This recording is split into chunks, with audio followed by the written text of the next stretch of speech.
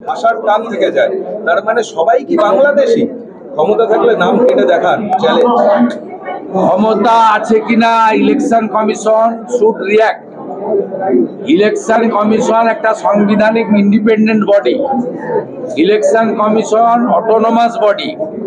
আপনি 27 ফেব্রুয়ারি থেকে ইলেকশন কমিশনকে পার্সোনাল অ্যাটাক করছেন, বলছেন ভারতবর্ষের স্বরাষ্ট্রমন্ত্রী তার সচিব ছিলেন ইলেকশন কমিশনার। তাহলে এখানে যে সিও হয়েছেন বর্তমান, তিনিও রাজ্য সরকারের ফুড, ফায়ার অনেক দপ্তরের সেক্রেটারি ছিলেন। তাহলে তাকেও কি আমরা বলবো যে মমতা বন্দ্যোপাধ্যায় সরকারের সচিব ছিলেন? সিনিয়র আইএসদের মধ্য থেকেই তো ইলেকশন কমিশনার হয়, এবং সেটা চয়ন্ত ইন্ডিপেন্ডেন্ট বডি করে। সেখানে সুপ্রিম কোর্টের অংশগ্রহণ থাকে, রাষ্ট্রপতি মহোদয়ের ভূমিকা থাকে। এই ধরনের কথাবার্তা বলে সরাসরি অটোনমাস ইন্ডিপেন্ডেন্ট কনস্টিটিউশনাল বডিকে চ্যালেঞ্জ করছেন। অ্যান্টি ন্যাশনাল হলেই এই ধরনের ভাষা মুখ থেকে আসে। তাই উনি যে ভাষা কথা বলছেন ইলেকশন কমিশনার জ্ঞানেশ কুমারজিকে, এটা অ্যান্টি ন্যাশনাল কথাবার্তা। এর উত্তর এবং রিয়াক্ট করার দরকার নেই। কাজের মাধ্যমে উত্তর ইলেকশন কমিশনের দেওয়া উচিত। প্রথমত, উনার সব কথা উনারা ক্যাজুয়ালি নেন, এন্টারটেন করেন না। উনি নাম কাটতে গিয়ে 35,000 কমপ্লেন করিয়েছিলেন, 28,000 কমপ্লেনকে নাল এন্ড ভয়েড করে বাতিল করেছে ইলেকশন কমিশন। উনি সুপ্রিম কোর্টে পাঠিয়েছিলেন উনার সাংসদকে, বিহারকে সামনে রেখে স্টে আনার জন্য। সুপ্রিম কোর্ট স্টে দেয়নি।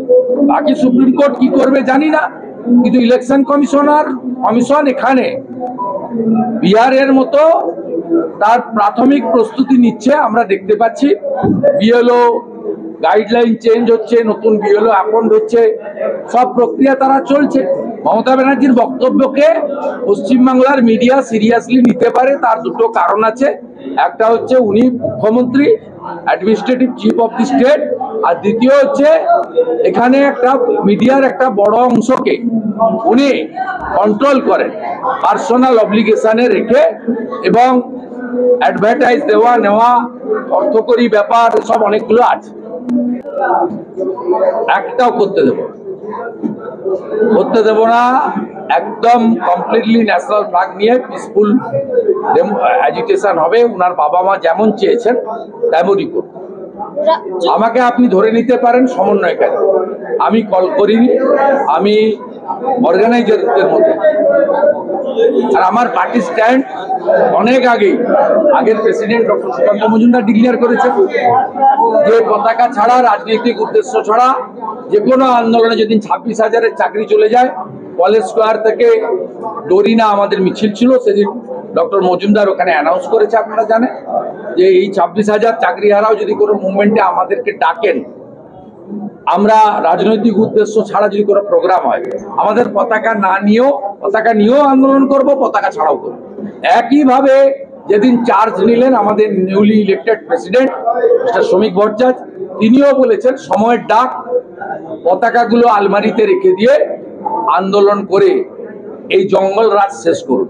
তিনি খুব ব্রড অ্যাসপেক্টে বলেছেন, সার্বিকভাবে, পার্টিকুলার এই ইস্যুতে নয়, কিন্তু এই ইস্যুটাও তার মধ্যে পড়ে যাচ্ছে। অথবা আমাদের পার্টি স্ট্যান্ড খুব ক্লিয়ার আছে যে রাজনৈতিক উদ্দেশ্য ছাড়া যে কোনো আন্দোলনে আমরা, এই সরকার, এই মুখ্যমন্ত্রীর বিরুদ্ধে আন্দোলনে বিজেপির যে কেউ অংশগ্রহণ করতে পারে, তার কোনো বাধা নেই। এটা আমাদের স্টেট প্রেসিডেন্ট আগের এবং বর্তমান।